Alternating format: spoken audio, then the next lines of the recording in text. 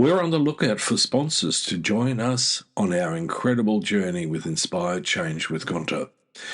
If your organisation cares deeply about meaningful conversations around masculinity, self-development and mental health, we'd love to partner with you.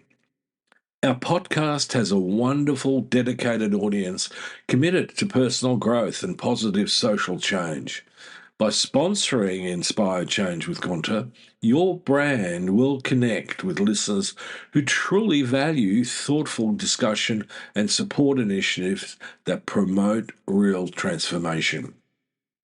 We're incredibly proud to be ranked number 1 in Australia and number 5 in the USA on FeedSpot's top men's mental health podcasts. For more information on how to become a sponsor, please reach out to Miranda Spiegner-Sapon, our showrunner and executive producer. We'd love to explore how we can work together to inspire change.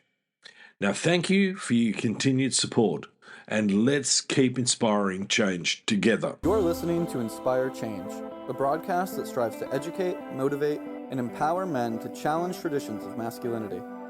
To guide us through the intricacies and intersections of emotions, relationships, and male identity is renowned psychologist, author, and speaker Gunter Swoboda. This is Inspire Change.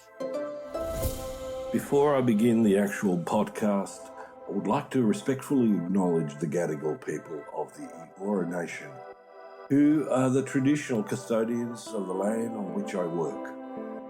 I would also like to pay my respects to their elders past and present. Welcome everybody to another episode of Inspired Change with Gunter. So, we're about heading into a change of seasons, so I might be a little sniffly. Bear with me and forgive me. So, I'm your host, Gunter Swoboda, and I've got a podcast today that's actually based on a listener's request. And essentially, it appears that this particular listener is navigating either a difficult separation or a difficult relationship. It's a bit difficult to make out what it was in the information that I got. And this particular person describes her partner as gaslighting, narcissistic, possibly on the spectrum, and she feels that he is emotionally abusive. Now, let me give you a heads up. This is not a counselling session or a program that's supposed to provide any sort of clinical intervention. Essentially, this is just the basis for material to talk about, and hopefully will make a difference both to the particular listener, but also to others who find themselves in a similar situation, because they are plenty. After working with individuals for over 40 years and 30 years working with couples, it's a very important topic in my view. So there's a lot in this, and let me put this first, because I think this is really, really important. Rather than rushing to labels, which is something that we seem to be wanting to do these days all the time, I want to slow this down and ask a much, much more useful question. And that is, what is actually happening in the relationship? Because once we can see that clearly, we can begin to talk about safety, responsibility, and what a healthy relationship actually requires. So let's start off with that term gaslighting, because it's certainly something that's, thrown around a lot. I was actually reflecting on this because up to about the mid-90s, I saw and heard very few uses of clinical terms when people who didn't have a professional background came into counselling or therapy. However, that changed, and I think it's probably sort of from the year 2000 onwards that more and more people began to use essentially clinical language, professional language. And I have a real concern about that. I'll continue to have a concern about that because it creates cognitive biases. It just creates a very fuzzy, murky platform for anybody to get a hold of anything. Okay? So let me put gaslighting into that picture. So what is gaslighting? Well, firstly, gaslighting is not just about lying. It is essentially the systematic destabilization of another person's reality. Okay? And it sounds like this. That never happened. You're too sensitive. You're imagining things. So over time, the person on the receiving end starts to doubt their own perception. And with it, they lose essentially confidence in how they see things and how they interpret them. And this is exactly where it becomes psychologically dangerous. Because the issue is no longer just about conflict. It becomes what I call epistemological. It's about what we know. And in that context, the person just can't trust their own mind anymore. In counseling or in therapy, I might use the phrase that this erodes what I call your internal authority.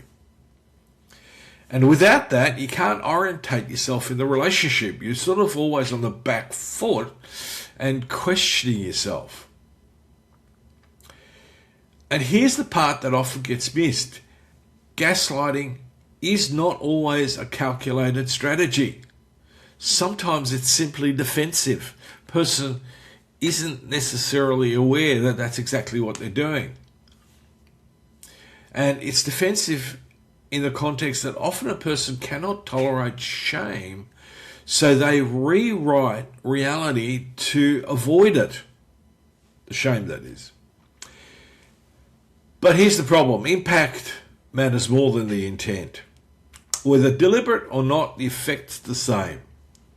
The person on the receiving end loses their footing. Now, here's the buzzword of the decade in my view, and that's narcissism. So this is a term that is thrown around like, confetti. And I have a real problem with that. Because in actual clinical terms, a lot of times it's inappropriate. So, as I said, it gets used, but unfortunately, too much so. So let me be precise. At its core, narcissistic functioning is about regulating a fragile sense of self through controls, superiority, or the dismissal of others. It just isn't arrogance. It's a defensive structure. And so in that context, you'll often see things like difficulty tolerating criticism, a persistent need to be right, a limited capacity for empathy, and a tendency to turn conversations back onto themselves.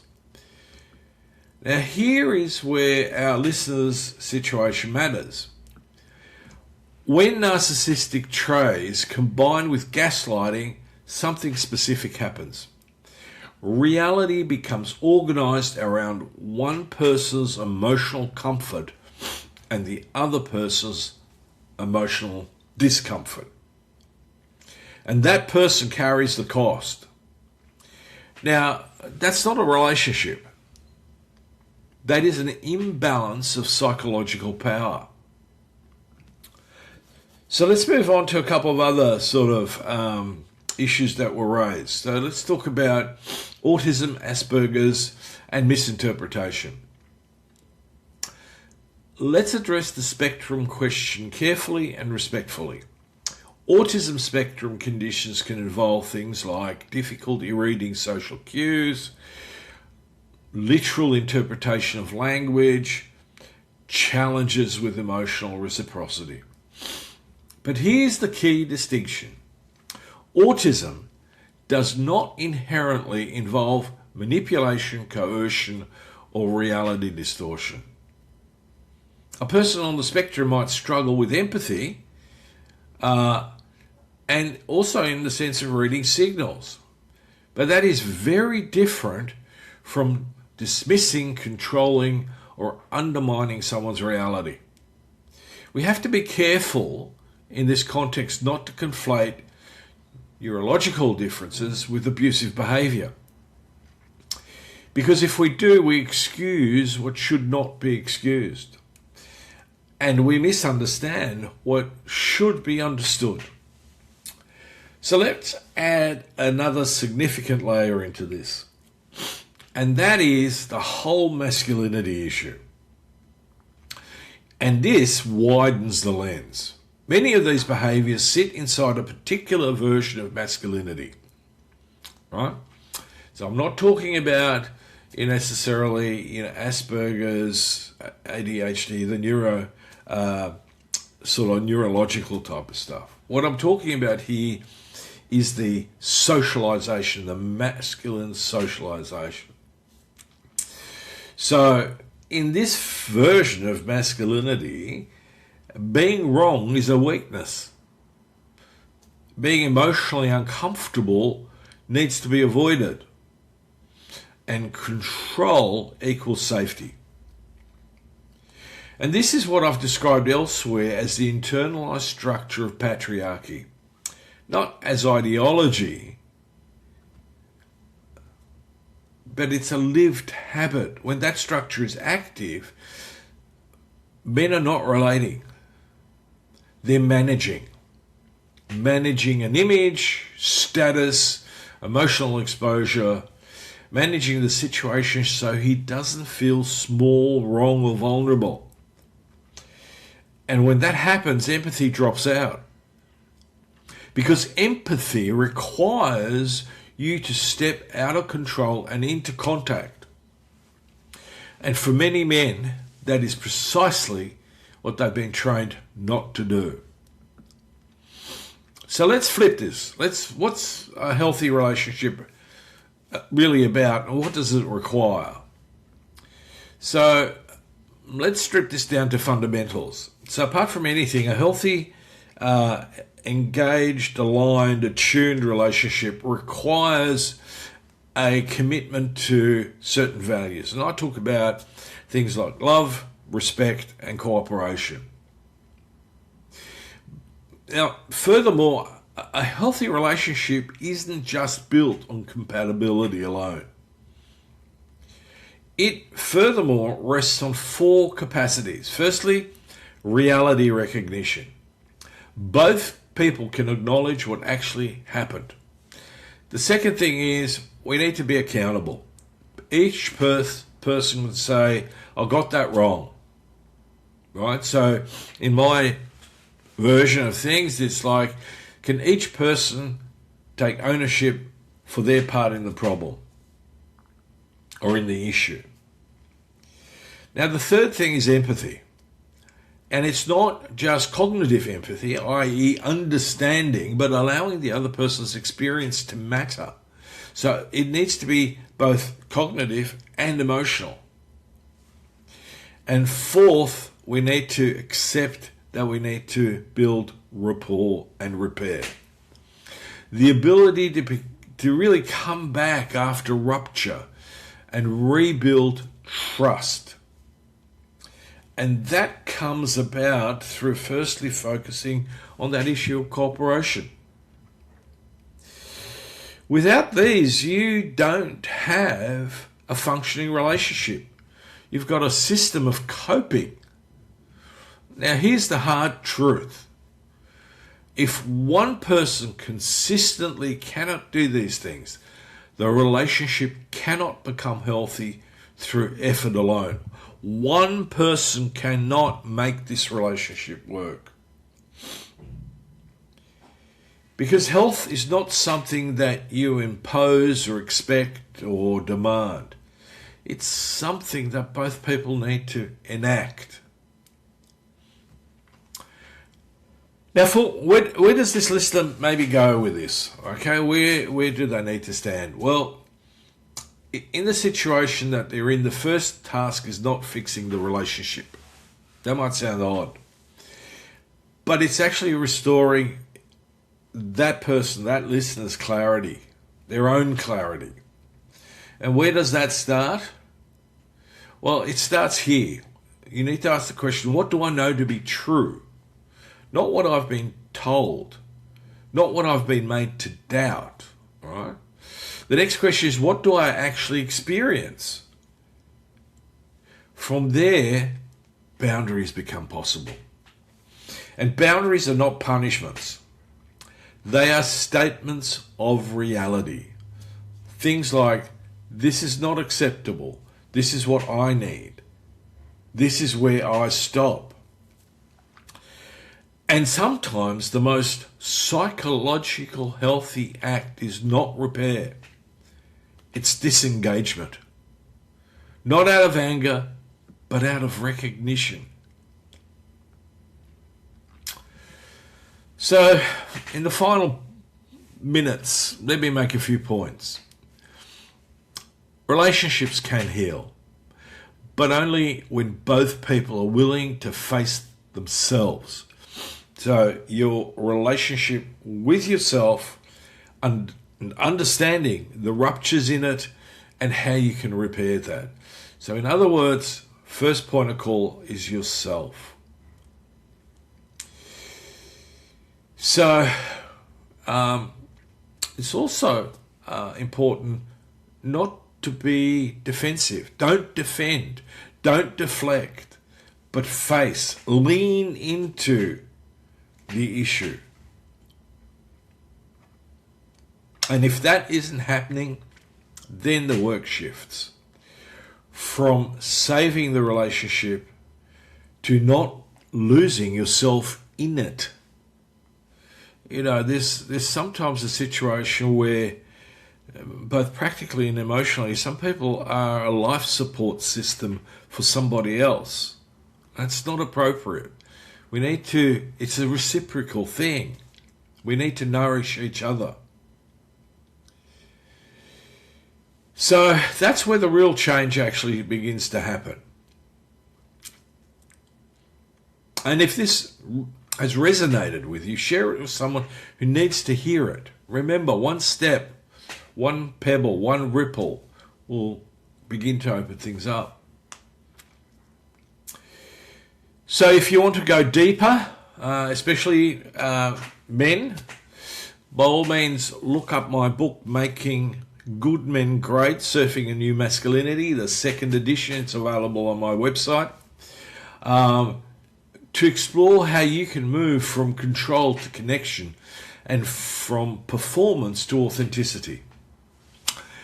And that's me for this particular episode. I hope this has stimulated some thought. I hope that helps you to determine what you need to do in your current situation.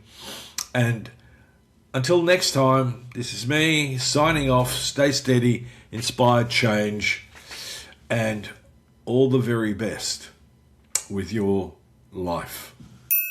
You know, on this show, we talk a lot about living with purpose, slowing down, paying attention, and being intentional about the choices we make every day. Because when we simplify the noise around us, we can better hear what really matters. Empathy, connection, and showing up as the best version of ourselves. That's why I'm genuinely pleased to welcome our newest sponsor, Distill Union. Their philosophy aligns beautifully with what we do here. Distill Union creates slick, thoughtfully designed essentials, wallets, key organizers, phone cases, all built with a less is more approach. Their Wally wallets, Ferris key organizers, these are everyday tools that make life easier, cleaner, and calmer. In that simplicity, there's space for clarity. There's space for change. As a thank you to our Inspire Change community, they're offering 20% off any product with the promo code Inspire Change. Have a look, try them out, and see how simplifying your day can open the door to something deeper.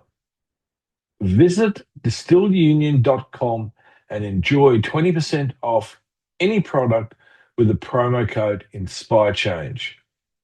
That's distillunion.com with promo code Inspire Change to check out. Hello to all our listeners. We thank you for tuning in and supporting positive social change, which makes you a part of Gunter's efforts in transforming not only men's lives, but lives in general.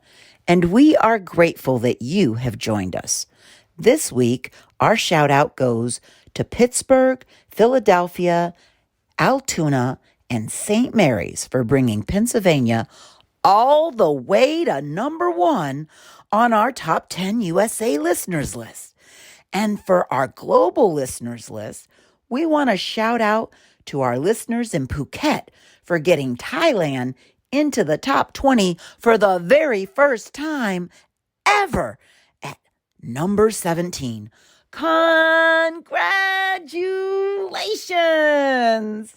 We thank you so much for your continued support, and we appreciate your efforts toward positive social change.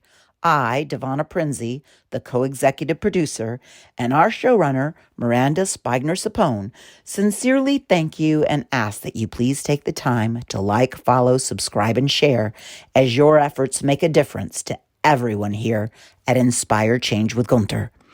If these stories resonate with you and you would like to engage with Gunter and the Inspire Change team, please consider joining our Patreon community, where our members find bonus content and early access to video episodes. Membership awaits at patreon.com/Inspire Change. That's patreon.com/INSPIRECHANGE. As always, thank you to each and every one of our listeners. And most importantly, please keep inspiring positive social change. Love to hear from you. And if you're interested, please check out my work on www.guntersvoboda.com or www.goodmengreat.com. Thank you for listening to Inspire Change, a broadcast that strives to educate, motivate, and empower men to challenge traditions of masculinity. For more information on the Making Good Men Great movement, or for individual or group coaching sessions with Gunter, visit goodmengreat.com.